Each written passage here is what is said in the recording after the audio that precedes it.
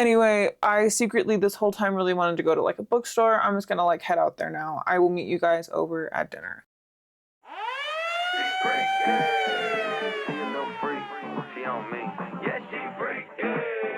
She a little freak, she for the streets. 6 digits on the check, took it to the bank. Commas after commas, make it boy. Got a 10 coming over, only need a thing. Shooting blanks on a blank, make a girl. My wrist ain't peasy, pros can't please me, sounding too easy. Hey, what's up? Hi, my name is Steph, and this is my channel, Cursed or Crushing It.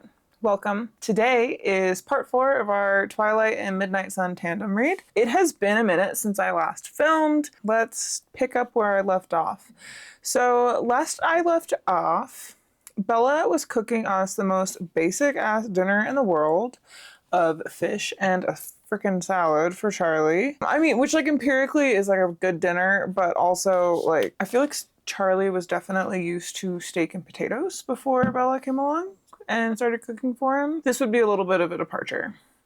And he might not be the happiest little boy in the world about it. Since I last filmed, this has gotten a little bit rough, but this was the last drawing that, this was the last drawing that we had of Bella going to the office on blood typing day. So Bella has made a very basic dinner for Charlie. Edward like wanders on home. He declines an invitation from his family to go play vampire football, which is like really compelling. And just the idea of like all of the different vampire sports is very compelling. I would love to have seen more of that. Let's see. Before I get too far into this though, I'm forgetting something. If you're new here, thank you so much for giving me a chance. If you're returning, thank you so much for coming back. Yeah, I'm Steph. This is Cursed or Crushing It. So I rate books as either cursed or crushing it in lieu of using a star system. I also do book breakdowns. I'm primarily interested in Twilight. That's why we're here today. And I'm also really interested in putting together a list of like romance fantasy vampires because I know there are quite a few. Another very important order of business and another piece of important channel news. We have hit a record in terms of number of fun drinks today. The first one is hot chocolate. I made this because I went skiing today and I'm like freaking tired, man. I have been skiing 6 days in a row, so I made some very chocolatey hot chocolate.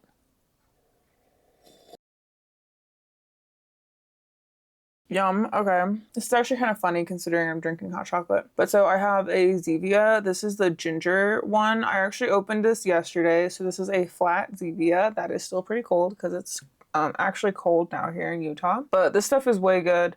It's 0 sugar soda, if you can like read that. A person that I follow on YouTube, Honey Bison, she talks about these a lot and they're really good. And I like them. Yeah, they're flavored with stevia leaf extract. And these ones have ginger in them, so it's really nice. I like it a lot. All right, next in the lineup, we have a blackberry White Claw because I wanted a White Claw. And we're in Utah, so it's 5%, so that's fun. I more so just like the blackberry flavor than anything else. In the realm of sparkling waters, we have a San Pellegrino, also amazing. When I was on my flight back to the US from Europe, when I went there for work recently, I watched The Devil Wears Prada, and I think that it's product placement for San Pellegrino, but like one of the first things they use in like do in the movie is like put one down on her desk for her to drink, her being Miranda Priestley. So that was fun. And then the last thing we have is a giant thing of water with stickers on it. Look at this. I'm so cool. I got a cool sticker. Look at that. 5 drinks. Anyway, alert the presses. We have broken a record. I guess not presses. Tell Guinness. We've broken a record, everyone. Congratulations. We've done it. Actually, I'm going to finish this hot chocolate just real quick.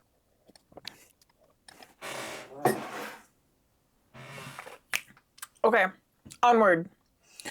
4 drinks left. Who will make it to the finish line? We don't know. Okay. We're gonna start a new day. Which actually is kind of funny because we are starting a new day in Twilight. I think. Got my whiteboard on lock, got my notes ready. Let's go, ladies and gentlemen. Edward has deemed Bella safe enough for the evening where he can go away now. And so he goes home and yeah, there's an invitation waiting for him like on like a pole to go play some football with his siblings. And I really wish that he went because I would really love to see them all play football. And it seems like since it's been sunny, they don't have to like really consider any weather when they are going to play football. So that's really interesting too. So it must be a lot quieter game, which makes sense because you don't have like a ball with a bat. You have like them barreling into each other. But if they're basically all hard as rocks, I feel like that would also be pretty loud because then you would have like rocks crashing into each other. So I don't know. Oh my God. Sorry, I'm a menace. I feel like that would sound like rocks like crashing into each other and stuff. And I feel like that would still be like quite loud. But I don't know, man. Anyway, everyone goes to, well, I guess the Cullens don't go to sleep. But so that's like all we have for that evening. Flash forward, next day, we are with Bella and she notices that the Cullen car, so the Volvo, isn't in the parking lot the next day at school. And therefore, like nothing matters to her at all day. Edward is not there at school because it's still sunny. And then after that, after school that day, all of the girlies assemble and they go out to Port Angeles. And they are gonna like getting ready to go shopping. So what happens is Bella drives home, Angela drives home, Jessica follows Bella, and then Jessica like takes Bella over to Angela's house and they pick up Angela and they go to Port Angeles from there. I believe they also stop at Jessica's house as well. But so they like all assemble really rapidly, like right after school. They just like basically put their things down and then they get ready. They head out for Port Angeles. Jessica is like kind of a fast driver, Bella notices. I think that Bella is like just a really slow driver. I'm gonna be honest with you. Like, go off, queen. I know that it's because like, oh, you're the chief's daughter. Like, yeah, okay. It would be ironic for the chief's daughter to get a speeding ticket. I understand. However, Bella seems like she's kind of a slowpoke and she seems like she has like a stick up her ass or like she takes her slow driving as like some point of pride when like, okay, you're a slow driver. Okay, like it's fine. Just tell people you drive like a grandma and move on. Like you don't need to like comment on every single person driving faster than you would, Bella. Like, come on. You're not like holier than thou because you just drive slower than people. They get to Port Angeles faster than they would have if Bella was driving because Jessica drives fast. But apparently everyone drives fast according to Bella. So I would love to see how fast she drives. Now I'm thirsty, Bella. Anyway, when we go over to Edward's point of view, of course Edward has clocked that they are going somewhere, right? He knows that they're going to Port Angeles because he's been listening to her all day. He's been listening to Jessica. He's been listening to Angela. He's been listening to everyone around Bella. And therefore he knows exactly what Bella's going to be doing tonight because he was also listening to her yesterday in the last video. Edward follows all of the girls in his car. He specifically like gives them a really far head start so that he can like follow them at the speed that he would prefer to drive, which is really funny, like because he like specifically talks about how he goes back to his house. There are currently visitors in town, so Jasper's family, like his brother, so someone that his creator named Maria, someone else that she turned is in town visiting him. And so like Edward has not been a very good host or not part of like a very good host family for them. He's been like keeping a really close eye on Bella because he doesn't want them to accidentally eat Bella, even though like they know that hunting in Forks is not something that they're allowed to do, like on any level, from both the treaty and from the Cullens. They know that they're not supposed to do that, but Edward doesn't trust them, especially because Bella has a really good scent. So he is like bugging out this whole time. He's not really being sociable with them. And he is following Bella around to make sure that they don't tail her or like pick up her scent or try to make any attempt on her. So he's playing Guardian Gargoyle, and Bella's like, out here wilding around being Bella Swan. So when we're talking about Jasper's family, and when we're kind of like going through this whole like Edward insulting them vignette thing with him following Bella to Forks and all of that, we get this lore drop that at one point in the past, Maria, so Jasper's creator, came to visit the Cullens. And apparently the last time that she visited Jasper, she like left a trail of bodies, like a really long trail of bodies. The Cullens, like in no uncertain terms, told her to definitely let them know before she ever visited again, and to like never give them a surprise visit again because it caused them so many issues. I thought that was really funny. But during the visit, and when we see like very briefly Jasper talking to his brother, he just kind of like reaffirms that with his brother. Maria's not just gonna like visit me, right? And his brother's like, nah, man, like we're all good, no worries. So I thought that was pretty funny and like very telling, but like also very in line with Maria's character, right? Because Maria, if you're unfamiliar with her, she is one of, or she was at the time that Jasper was turned, she was one of like the vampires in charge of like one of the groups that was trying to have control over certain areas in the South. Their explanation is that during the Civil War, these vampires were able to run rampant more or less unnoticed because the Civil War was so bloody, and Maria led one of these groups of vampires trying to gain control over the South, or at least over like large regions in the South, just because it was so heavily populated.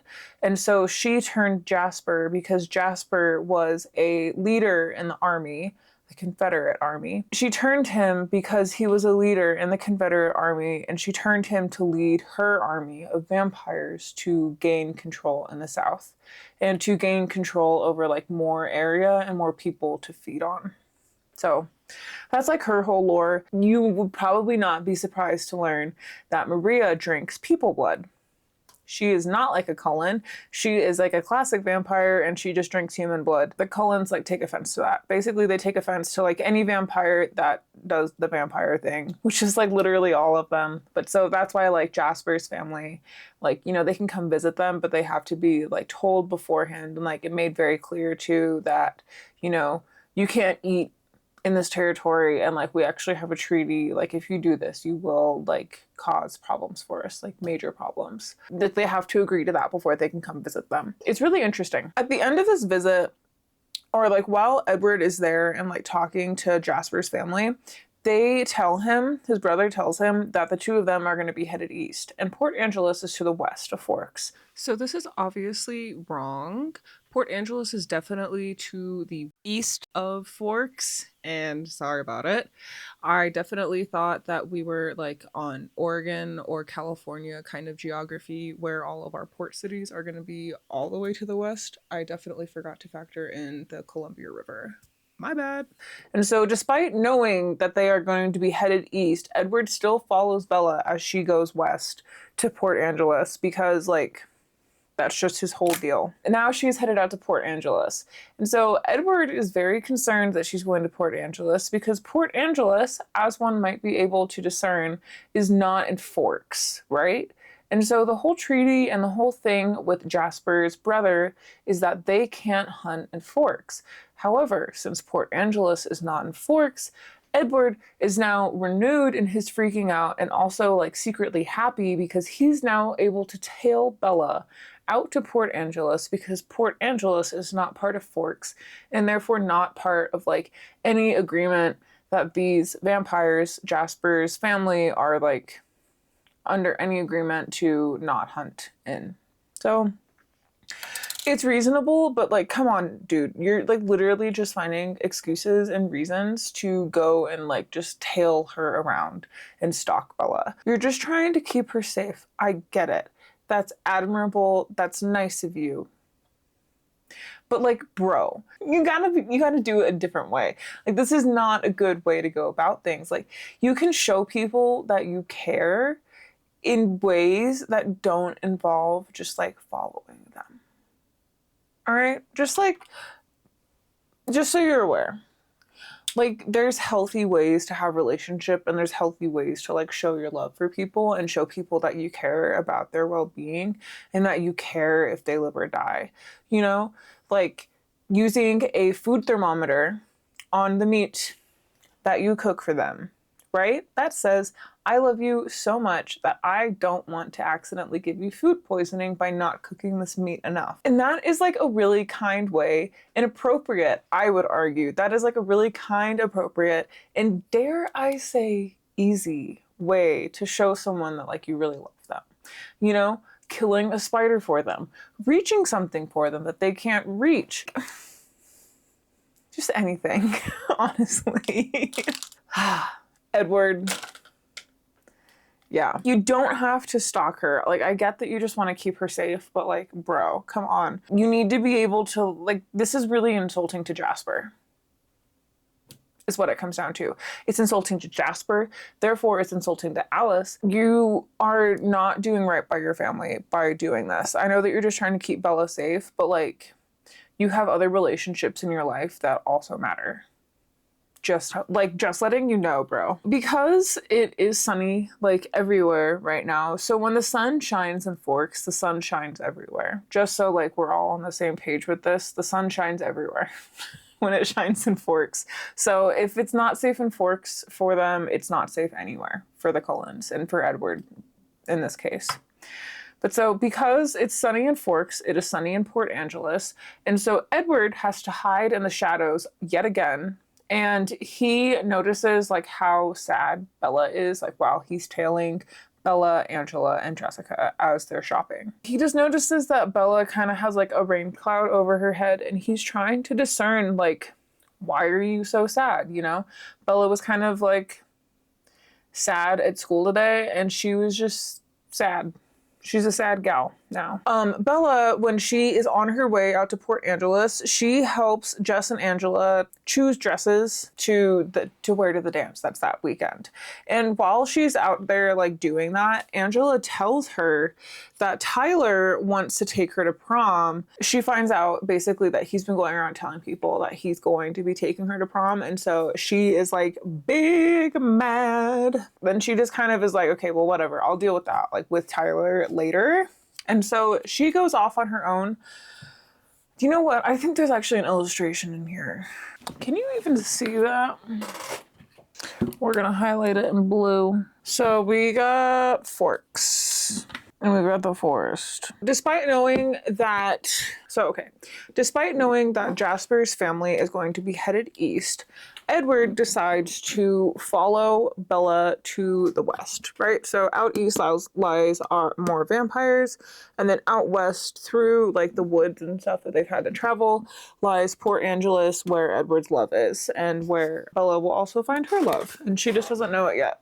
When we're in like Port Angeles, so this is going to be this lower area, right? So Bella starts out with both Angela and with Jessica out here trying on dresses at this like cute little dress store. And then we have Edward out here like just by himself, chilling and following Bella. Because that's who he cares about in this equation. While they're in this dress place, this is when Bella finds out that Tyler has been going around telling people that he is going to be taking her to prom. And so she kind of gets big mad, and she like just says, okay, well, I have big feelings about that. Anyway, I secretly this whole time really wanted to go to like a bookstore. I'm just gonna like head out there now. I will meet you guys over at dinner. And so Bella breaks away from the group and she goes to the bookstore. Bella at this point goes over to or towards a bookstore, and she breaks off from Angela and Jessica. Angela and Jessica go to do a more or less undisclosed fun activity. Bella goes over to this bookstore and she sees this and she's like, ew, no. She's like, ew, no, this does not look like the bookstore that I thought this was going to be. I am going to navigate via vibe, me with my amazing navigation skills. I am going to navigate via vibe back to Angela and Jessica, who are doing an untold fun activity that is more towards like the boardwalk and like the downtown area, which is close to where they are planning to have dinner tonight at this restaurant, right? Edward is like, now he is no longer like following Bella. He is basically like just chilling. And he is following Angela and Jessica because he doesn't realize that that Bella has decided to leave the group, okay? And so when Bella is now navigating and she's trying to find her way back towards the fun activity, right? She takes like a wrong turn and then she winds up on the bad side of town. And so on the bad side of town, there is a group of, we're going to call them meanies will have to do. So there is a group of meanies that are afoot out on the bad side of town, right? And so Bella is over here and she is like having a bad time. She is, this red X means that she's having a bad time. Okay, like don't worry. She's like, she'll be okay at the end of it all.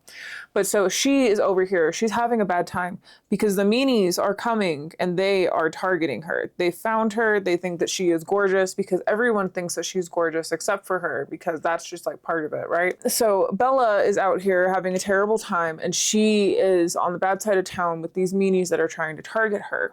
And so just in the nick of time, Edward notices. So Edward, who is over...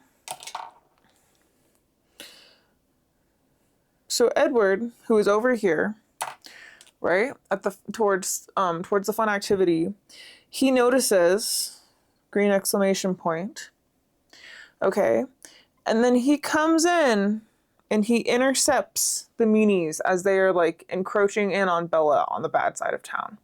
And then Edward and Bella, as a unit, right? So Edward and Bella, he now rescues her. And he, Edward, takes her over to the restaurant where Angela and Jessica are. They are safe. They're inside of the restaurant, right? So it turns out, we learn from like Edward's perspective that, and like part of the reason why he realizes, like part of this alert that he gets that Bella is not there. Jessica and Angela, they go from their fun activity to the restaurant. Angela, who mind you is nice. So Angela, here's her little circle. I don't have yellow, so she's gonna get an orange little halo. So Angela is thinking to herself, oh no, Bella hasn't met us for dinner at the restaurant. We need to go look for her immediately. This is really not good. Bella told us that she was going to meet us here. That's really unlike her to just not meet us here.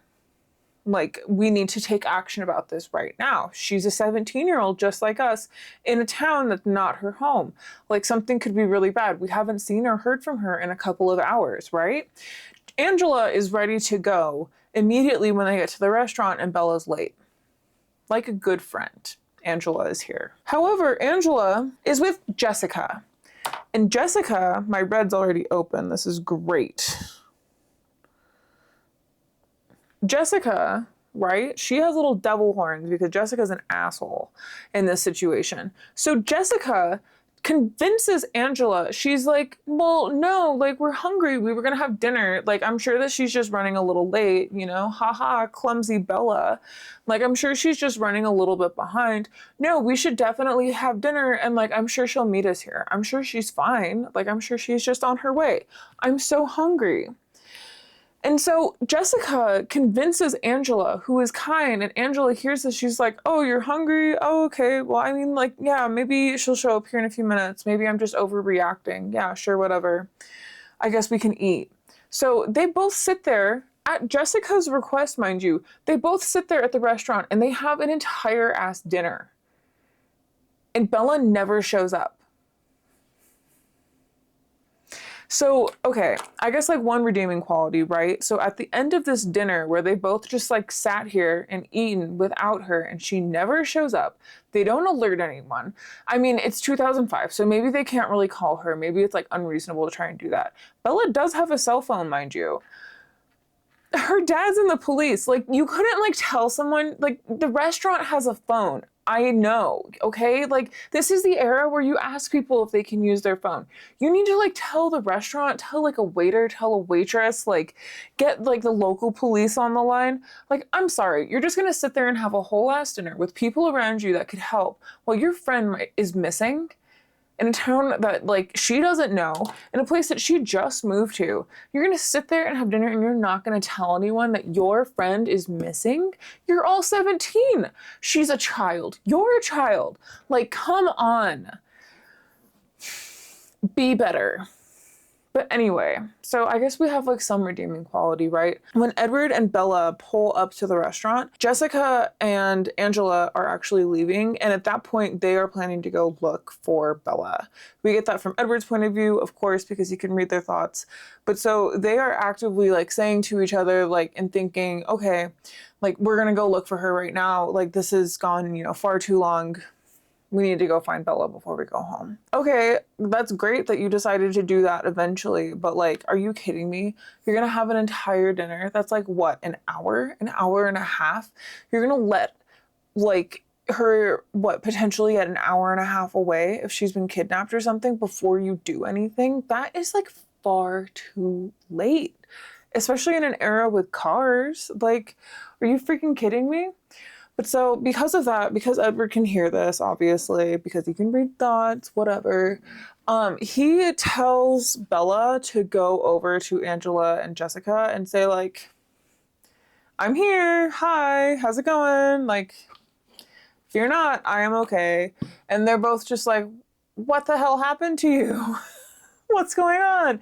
And they see Edward, and Jessica is like immediately dazzled by Edward, and she's like, oh, okay, something's like secret here is going on. Like, oh, did they, like, they're both thinking once they see Edward, like, did Bella just ditch us to go hang out with Edward here and like not tell us? And that was like not the case, right? Because Bella was not expecting Edward to come get her, but I digress. So that is like kind of in a nutshell from Bella's perspective, but there is like a little bit more to it from Edward's side. So from Edward's point of view, while he's like keeping an eye on Bella from afar, when Edward is chilling and keeping an eye on her, he doesn't necessarily want her to realize that he's there. So he's trying to like stay pretty far. But so by the time he realizes that she is gone while Jessica and Angela are off doing their fun activity, he eventually tracks down a guy who is named Lanny in Midnight Sun only. And Lanny is the leader of the group of meanies. Boom. Lanny is the leader of the meanies. And so that, what an awful name. Let's just like start there, right? But so Lanny has like some super messed up thoughts. Edward goes off to save Bella, basically. And so when we're in the car, when Edward rescues Bella, from Bella's perspective, he is like exceedingly like angry and like just like palpably angry, and it's like radiating off of his body. She is like kind of like uncomfortable, right? When we get more into Edward's head, we find that Edward is like physically restraining himself from violently murdering all of the men that were involved in what was just going down with Bella. And so he is like, the only reason he's able to like hold on to himself in this moment and kind of like bring himself down in any capacity is because he keeps telling himself like, no, I'm going to traumatize Bella. If I do anything to these guys, it's gonna be awful for her. I'm going to traumatize her. I cannot do this to Bella. That's really nice of him. Like, go off, queen. Like, super nice. That's like hilarious that the only thing that's like really tying him into like keeping it together right now is the fact that he is just worried about traumatizing her.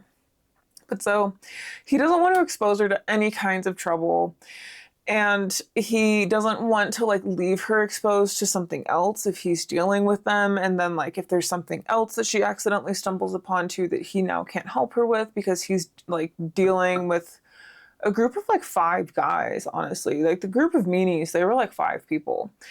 But so he is like, yeah, he's trying to distract himself. And so he asks her to distract him. And she she totally like lives up to it, because she tells him about the fact that she's going to go kill Tyler, because Tyler is going around telling people that he's going to be taking her to prom when she did not authorize that. And Edward actually laughs about that, because he did hear about that as well, from Tyler. So that was pretty funny. When Edward and Bella turn up at the restaurant that she was going to meet Jess and Angela at for dinner, they are getting ready to go look for her. And he tells her to go and basically make herself known to them so that they don't have to go do that.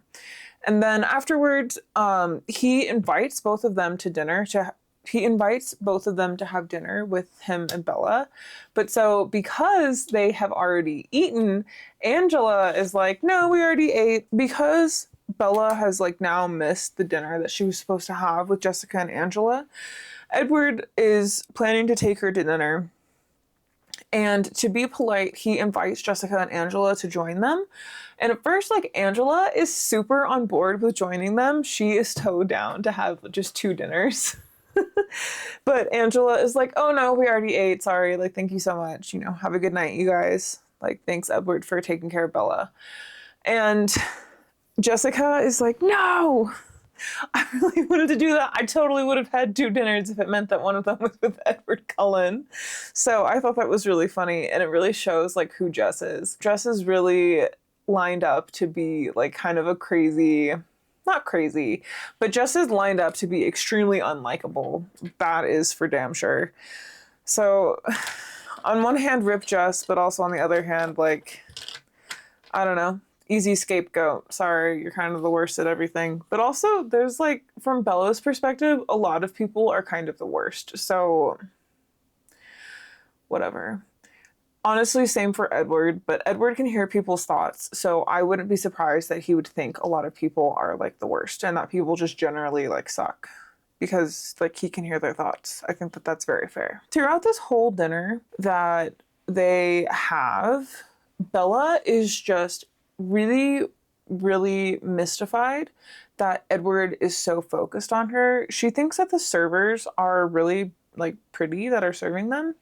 And so when he just like straight up ignores them and keeps his eyes on her whenever they're around, she's kind of taken off guard and like kind of taken aback, but she is like pretty happy about this because obviously like she likes him a lot. So she's glad that she is getting his attention over other people. The servers who are serving them too, they definitely notice that Edward isn't looking at them. And so after like a couple tries, they are definitely like kind of offended and they just kind of give up.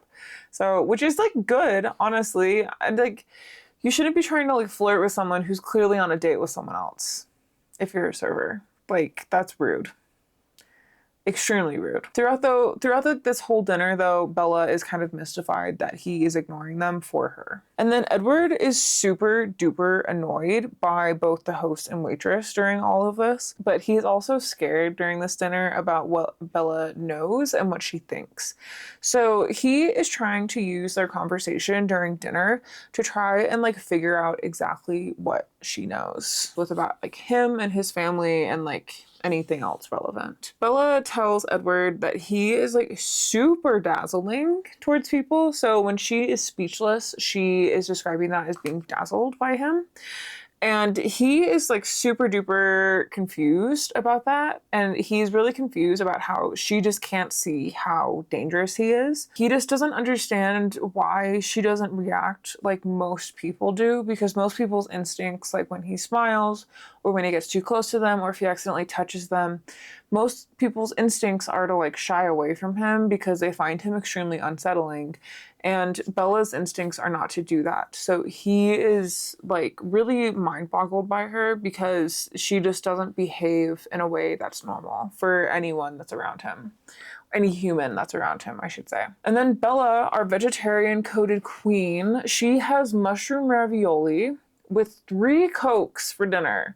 So she orders a Coke Edward orders a Coke, and then she gets then they both get refills, and she drinks one of them. And she drinks Edward's Coke, mind you, because Edward's not drinking Coke. He just ordered it because that's what she got. She orders mushroom ravioli. She has 3 Cokes with her dinner. And mind you, these are like regular Cokes. This isn't Diet Coke. This is like an insane amount of sugar. And then she asks these questions that are like way too knowledgeable and give way more information than she is providing by asking the question. And they drive Edward insane. It's great. Throughout this whole conversation, Edward is like actively reeling about each one of the questions that she's asking, and he's trying to answer them appropriately so that he doesn't like scare her away by giving away who he is or what his family is, or like giving away his family secrets, but he does try to warn her to like stay away from him. So we're again that kid in middle school that thinks that they're a werewolf that's like, oh, you shouldn't be friends with me. I'm actually like super dangerous. Like he again like tries to warn her in this way and warn her off of him by giving her the same werewolf kid warning. So anyway, throughout this evening, like as a part of this evening, it becomes very important that Bella has left her jacket in Jessica's car. Oh, freaking no. Her jacket might as well be on Mars at this point. It's gone. It's in Jessica's car. But so Edward is like, oh, this is my chance. This is my chance. I'm going to be so chivalrous. You just freaking watch. But so he gives her his leather jacket, which mind you, this is like a cream leather jacket. It sounds like the worst thing in the world. Anyway, he gives her his cream leather jacket, and she's cold during dinner, so he gives it to her like during dinner. They're at an Italian restaurant. I mean, granted, she's eating mushroom ravioli. I don't know if it has like a red sauce on it. I think that usually that has like a cream sauce. So maybe this isn't like a big deal. But so he gives her his white leather jacket. They're at an Italian restaurant. God, I hope she doesn't have a freaking like tomato-based sauce on this mushroom ravioli, because holy crap, you're gonna get stains everywhere. See, this is like clumsy Bella, okay? Lest we forget, this is clumsy Bella. So like, bro, you're about to like sacrifice your leather jacket, possibly. Oh, sorry, I got the color wrong. It's light beige, it's not cream. Sorry. But so then we find out, like, when he takes his leather jacket off and gives it to her, we find out that he's wearing an ivory turtleneck underneath it. Like, ugh. This is, like, part of, like, the whole color palette that the Cullens have going on, honestly. So they wear a lot of, like, light colors and a lot of things that cover them from, like, and a lot of, like, turtlenecks and stuff. So things that will cover, like, as much skin as possible, because they are extremely pale.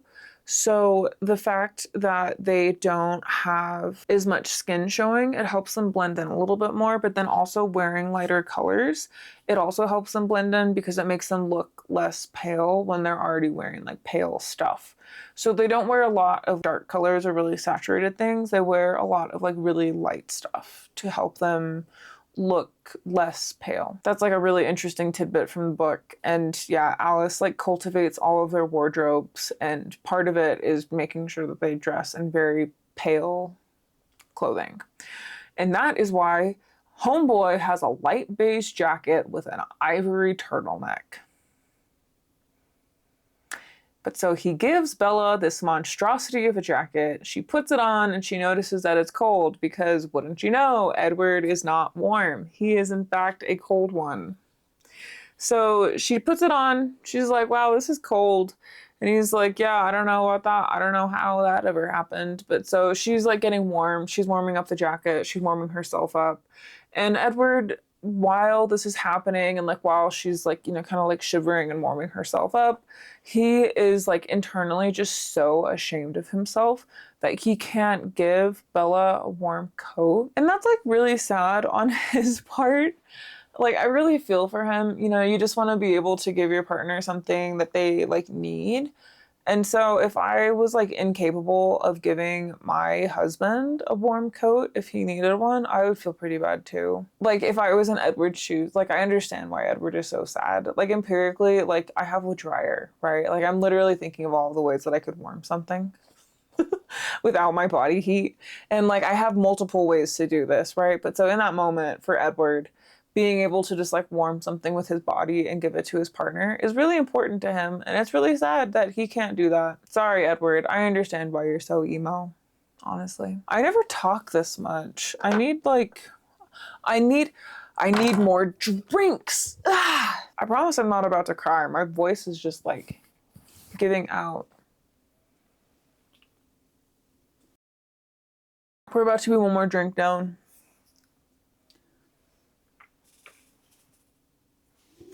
All right, ladies and gentlemen, we're down to 3 drinks. The golden number.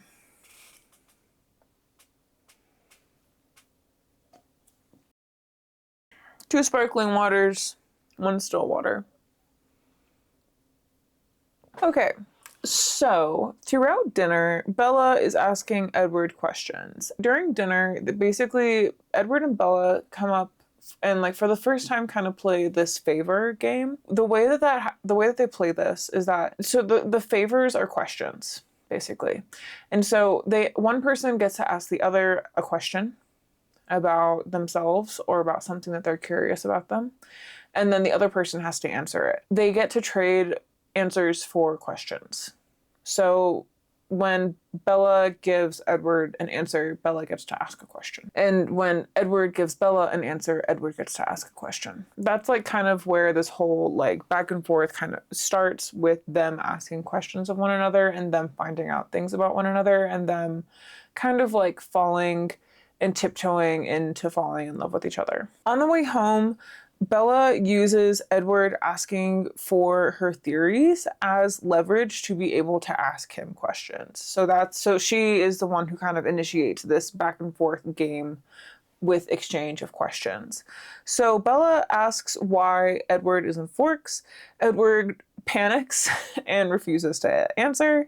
And then Bella asks him hypothetically, how would someone read minds and how would that work for being able to track her down? So Edward admits that he was paying like as close attention as he needed to be able to follow her, but not necessarily like super close. They both kind of argue like back and forth because Edward mentions that Bella is a magnet for trouble and Bella takes offense to this. And then they both, kind of like argue back and forth about Bella's trouble magnetism, for lack of a better term. And Bella tells Edward that he can trust her. And so then at the end of the car ride, Bella thanks Edward for saving her life twice now. So once with the car and now again in Port Angeles with freaking Lanny, the worst name in the world. And then they discuss like the final destination kind of feel of it all with the van and now with the attempted assault. And then Edward kind of opens up to Bella and he tells her that he followed her to Port Angeles and that her number was like actually up the first time that they ever met.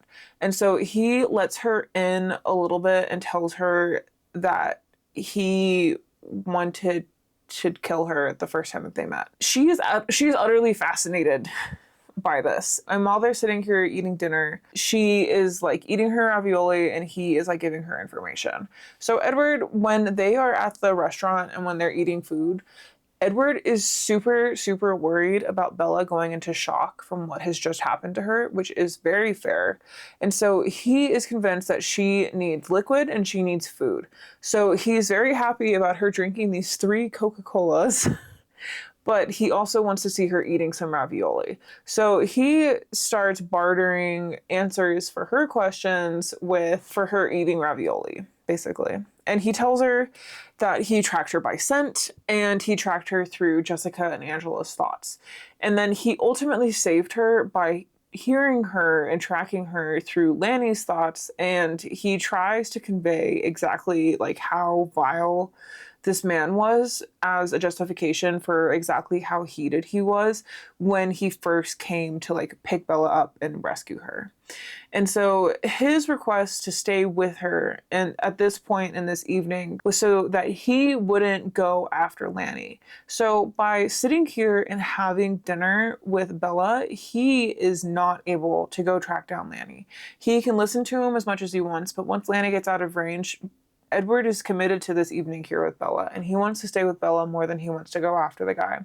So he is committed to staying here with her.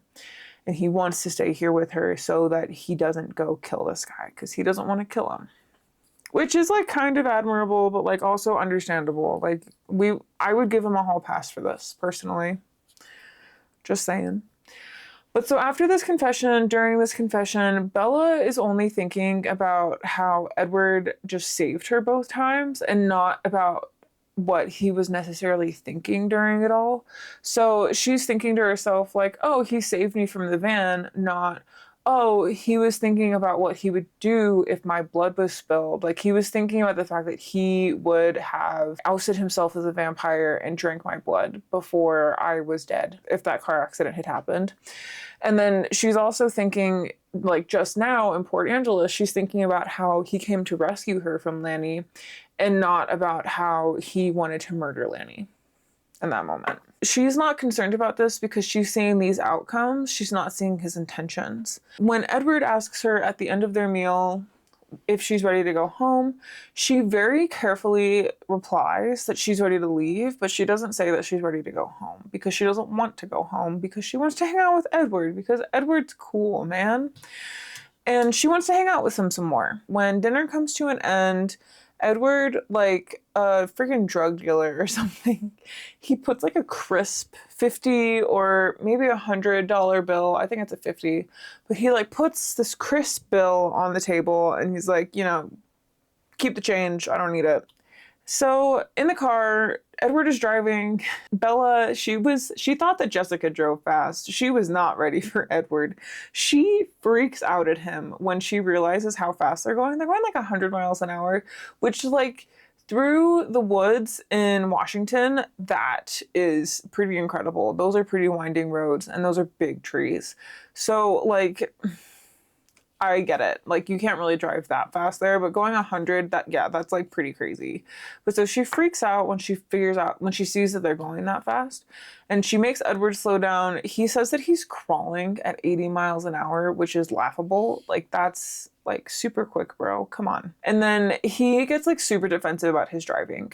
That is like a major theme kind of throughout this entire series. Both Bella and Edward are extremely defensive about their cars and their driving. So Bella is defensive about the fact that she drives slowly. She loves her old car, well, truck, I should say, but like she loves her old classic truck. She's like, you know, don't dog on my truck. My truck is great.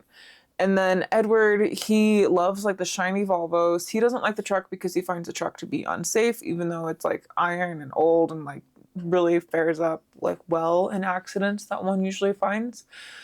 He finds that it doesn't go fast enough because it doesn't really go over like 55 canonically in the book. He likes to drive fast and he likes to have like nice cars. So in addition to the Volvo, that's like his everyday driver, he has like an Aston Martin, I want to say. Like, it'll come up at some point. But he, like, loves that car. That's his whole dealio. But so he's really defensive about the fact that he likes to drive fast because he knows that he's a good driver and that he isn't going to, like, do anything dangerous and that he wouldn't hurt Bella. But Bella's whole argument is like, okay, well, you can't really control this 100%. So, like, if something happens, I'm not going to walk away from that accident. And he's like, you're right. I don't know whose side I'm on. I don't like going slow, but I also don't necessarily need to go that fast. Maybe I'm more on Team Bella, but like Bella needs to pick up the pace a little bit. You know, like a respectable like 10 over, 15 over or something. Like, let's not get like crazy now. We don't need to be like driving Miss Daisy. I don't know. A nice, respectable clip is all I ask for. Apparently all Edward asks for too, but his respectable clip and my respectable clip are very different. Anyway, Bella hates it. That's the point. And Edward hates her driving. So everyone's very defensive about their driving in this book. Okay, it's just how it is. I was raised by these people. I'm defensive about my driving. Next, they are in the car, And Bella starts telling Edward about her latest theories about him, because he's like, hey, what's the latest? What are you thinking about me? Because Edward is out here trying to secretly, not so secretly, take notes for his family about what Bella's thinking about them. And he's trying to see if she's onto him. And so Bella tells him her latest theory about them and how she came up with this with the help of none other than Jacob fucking Black, Billy Black's son, grandson of Ephraim Black. He helped her come up with a theory. So she's come up with a theory with the help of Jacob fucking Black, right? So she starts to tell Edward all about this theory, how she thinks that he might be a vampire or someone from Jacob's family's spooky ghost stories that they passed down from generation to generation. And Edward totally freezes, because guess what? Jacob fucking Black has now broken the treaty that is existing between the Quileute tribe and the Cullens. And so Edward freezes as, like, while he's driving, as she's saying this, she can tell that he's like frozen. But so like he like sets into like this frozen, like kind of shocked state. She says to him that Jacob mentioned the Cullens in his like spooky ghost stories that he wasn't supposed to tell her. And Edward is thinking about, like, while she's telling him about this, he is thinking about how incredibly ironic it is that the treaty has been broken in exactly this way. Because this boy that's told her, he doesn't even believe it. He doesn't even turn into a werewolf or anything. He doesn't know anyone who's turned into a werewolf.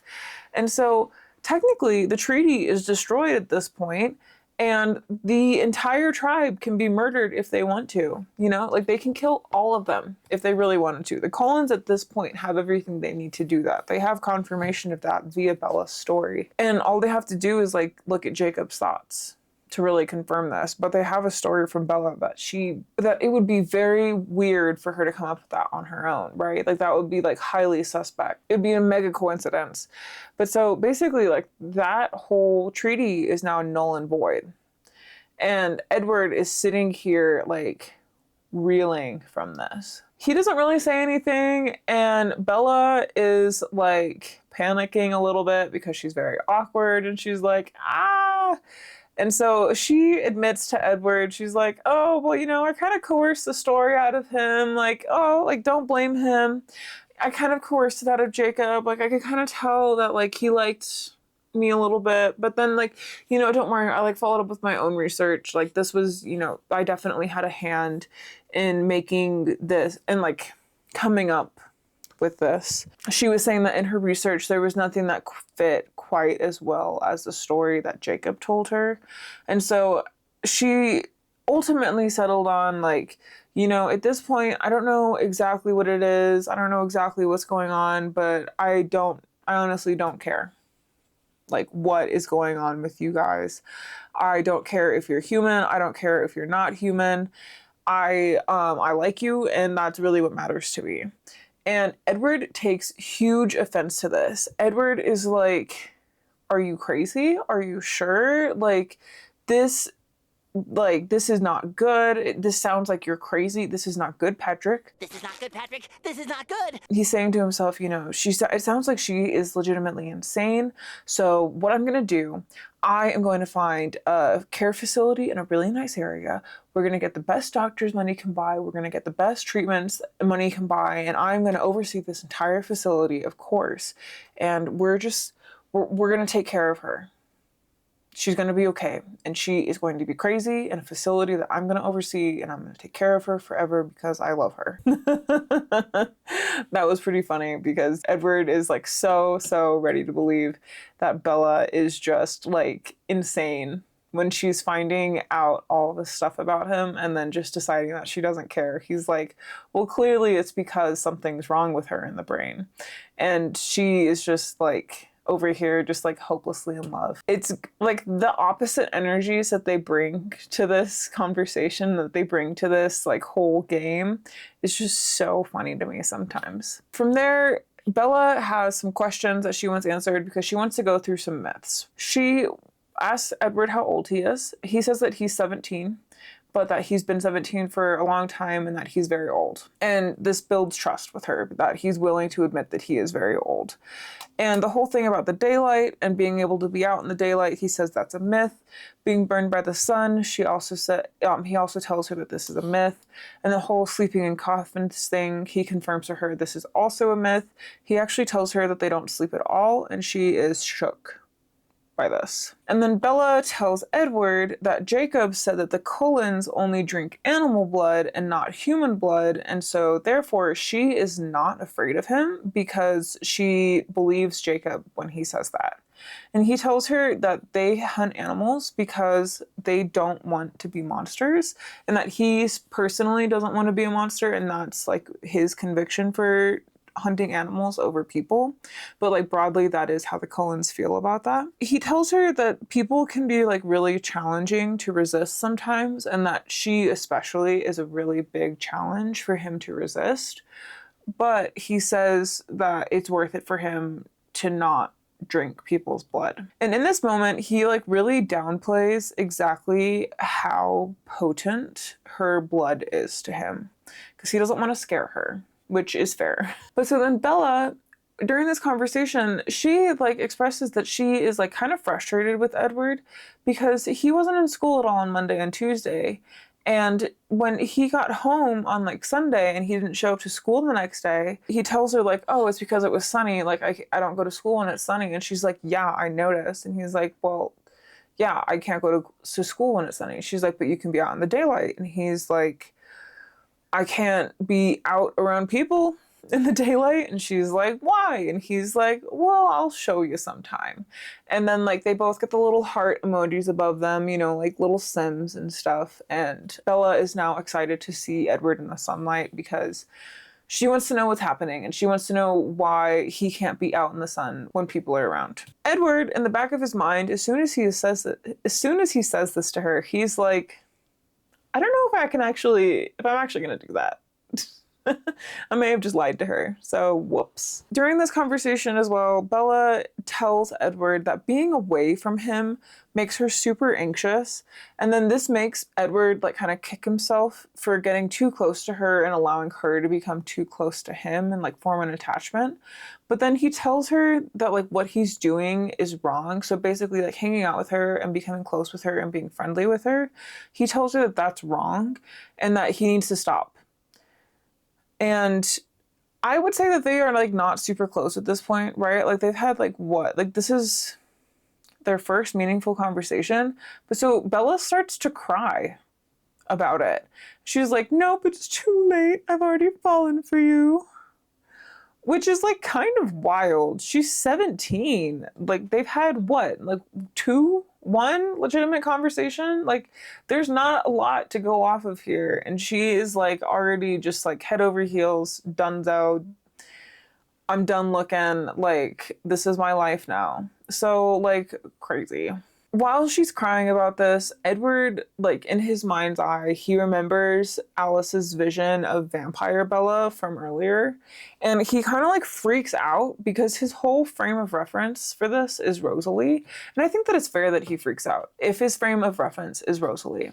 So Rosalie, mind you, she was turned by Carlisle. Carlisle found her after she had been attacked by her fiance, and she was dying. But so Carlisle turns her, and Rosalie has spent the entirety of her existence regretting being turned. She resents being a vampire so much. She would go through anything if it meant becoming a human again. She would leave Emmett if that meant that she could be a human again. If we think that Edward resents being a vampire a lot, like that's nothing compared to how much Rosalie resents it, I guess is a good way to put it. She resents every single day of her existence, it feels like. Edward sees this, right? And he knows his own experience, and he knows that Carlisle also resents his own existence as a vampire. And so because of everyone around him having these very intense negative feelings about being a vampire, he doesn't want to inflict that on Bella. And I think that that is very commendable because, like, hello, They all resent they all resent their own existence. Of course he doesn't want that for her. He loves her. While they're in the car, Edward asks like what was going on between like her and her assailants when she was out hanging out on the bad side of town and the meanies were approaching her and like kind of getting close to her, because she wasn't trying to like run away necessarily. So he's asking her like, hey, like what was going on there? She tells him, she's like, oh, I was getting ready to fight them. She's like, there were 6 dudes and there's only one Bella. And she was planning to fight them. Like, good for her. That takes some balls, but also like that's stupid. I'm sorry. Bella, while they're like towards the end of their ride home, Bella makes Edward promise that he is going to go to school the next day. The next day is an overcast day, so Edward is able to like live up to this promise, but so he says yes. And when she goes to leave, she gives Edward his jacket back to avoid any questions from Charlie. He initially tries to like resist this, but she's like, no, like, please don't make me answer questions from my dad about what I was doing tonight. And he's like, fair enough. So she knows that she's going to be seeing him the next day, and this like turns her mood around 100%. She's like super excited. So she goes inside. She's all like happy. She's like in a daze, honestly, for the rest of the evening. She's just like flitting about doing her own thing, and Charlie is sitting in the living room. There is apparently an extremely important game on because he does not notice anything off about Bella at all. He does not notice that she is like love struck coming home from seemingly an outing with Jessica and Angela to go dress shopping for a dance that she's not going to. He doesn't realize that she has like that first date flush, or that she is like dazed at all. So parent of the year, Charlie Swan, here you go. Once she gets home, Jessica calls Bella like pretty immediately because she wants tea. Like she wants the tea now, but Bella definitely pushes this off because her dad's around and she doesn't want like her dad to hear anything. So she heads off to bed early. She wants to hide this from him as much as she can. So she does not, like, she's on the kitchen phone and she doesn't want him to overhear. So when we get to the end of this chapter from Bella's POV, we get the very iconic back of the book quote, the about 3 things I was absolutely certain. Here, let me read it. And like, I think that we also hear it in the movie too, what it says. About 3 things I was absolutely positive. First, Edward was a vampire. Second, there was part of him, and I didn't know how potent that part might be, that thirsted for my blood. And third, I was unconditionally and irrevocably in love with him. She is like completely dazzled by Edward, and by I would argue their first like meaningful interaction. She is completely dazzled by this man. So like, go off. Young love, first love, it's all super exciting. But anyway, what happens to Edward, right? Edward, this man doesn't sleep. Edward is busy tonight, right? Edward has stuff to do. Edward's had a busy day. He's gonna have a busy night. But so what does he do? First, Edward drives home, and Alice is sitting on the steps. She apologizes to him on the front steps for not being like more on it with what was going on with Bella and what was about to happen in Port Angeles. Edward has a lot of sympathy for her. He tells her that she can't be omniscient, which I think is really nice and really reasonable of him, because I'm sure for Alice, as like the resident oracle and the resident like future seer, I'm sure that there is a huge expectation from people on her to like see big things coming for them and to see like certain things. So I could totally get people that don't have gifts and that don't have like a useful gift like that people expect you to use if they ask you about it, like I guess like benefit from is a better way to put that. I totally get how it could feel like you are expected to see everything all the time, or like for Edward to hear everything all the time. I feel like there's definitely some expectation there. The fact that the two of them have like this level of kinship with it is really nice, and it makes a lot of sense that they would both be able to feel that way, because on some level they are expected to use their gifts for others like more or less all the time.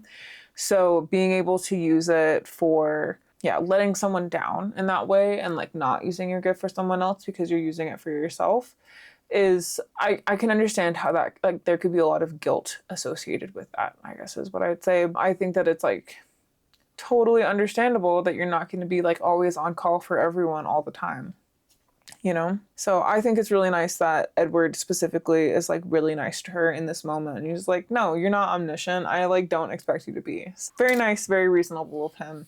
Thank you, Edward. That was very kind of you for Alice. So Alice apologizes to him for not seeing it, like what was about to happen to Bella and Port Angeles, and for not like tipping him off. And Edward's like, you know, it ain't a thing. Don't worry about it. Like nothing happened. But then Edward asks her to watch Bella while he's out of town that night. So that night he goes hunting, or he goes hunting, all right. Edward asks Alice to watch Bella for that night because he is going to be busy. And then he takes Carlisle, and Edward and Carlisle go out to Port Angeles. And in Port Angeles, they go and they hunt down Lanny. And Carlisle is impressed, like during this whole thing, while they're hunting around for Lanny, Carlisle to himself is like super impressed at how Bella has made Edward more compassionate and controlled as they are hunting down Lanny. Edward takes Carlisle to Lanny. He basically delivers him there, points him out to him. And then Carlisle is like, thank you so much, son. I'll take it from here. And what Carlisle does is Carlisle drugs Lanny. He dumps his body like right near a police station. And then he calls in an anonymous tip to like a tip line. And he's like, hey, I found this guy that has a couple warrants out for his arrest for doing terrible things in like Oklahoma and Texas or something. But like he calls a tip line and he turns this guy in, and yeah, he drugs him and puts him next to a police like station. So like how convenient. Okay, so justice is brought for Lanny's victims, right?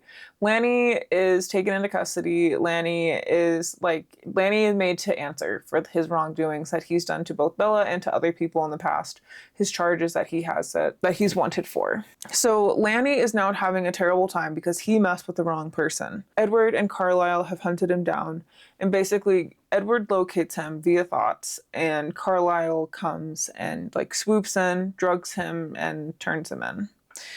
And that is how they take care of the Lanny situation. Bella never ever finds out about this, so we never ever hear about it. But that's what happens to the guy that like messes with Bella out in Port Angeles. At least the ringleader.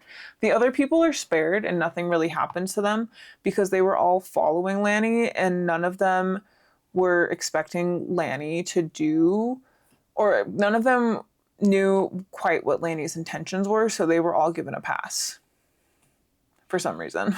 At that point, once Edward has delivered Carlisle to Lanny in a bar, Lanny's chilling there in a bar. Mind you, they've driven out to Port Angeles, right?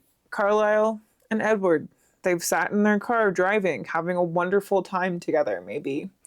And then Edward locates Lanny, drops off Carlisle, and then he just runs back to Fort, right? Okay, wait, that's the forest. Edward and Carlisle, they drive through the forest over to Port Angeles, right? And then Edward, when he drops off Carlisle to go find Lanny, to go take care of Lanny, he just runs straight back. It's like an hour drive. And he just like runs with his vampire speed back, which is crazy. I wonder how long it took him. I wonder what vampire speed is.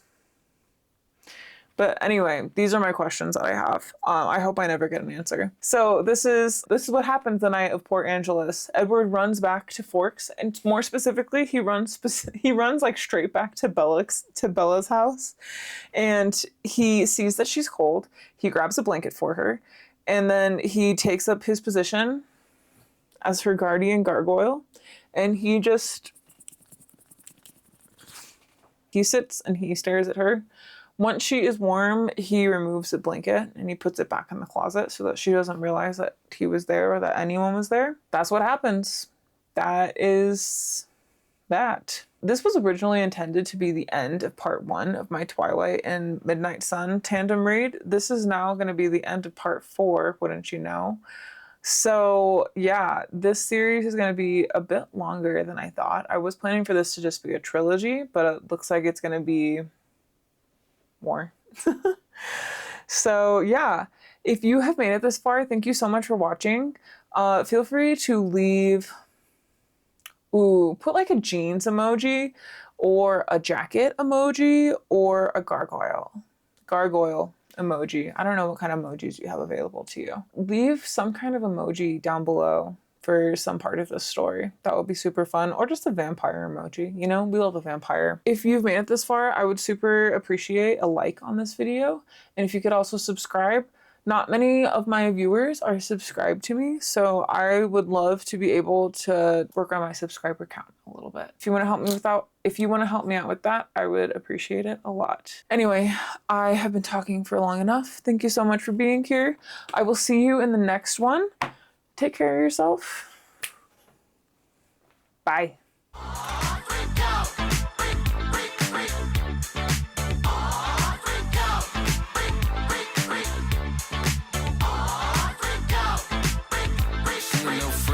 She for the streets.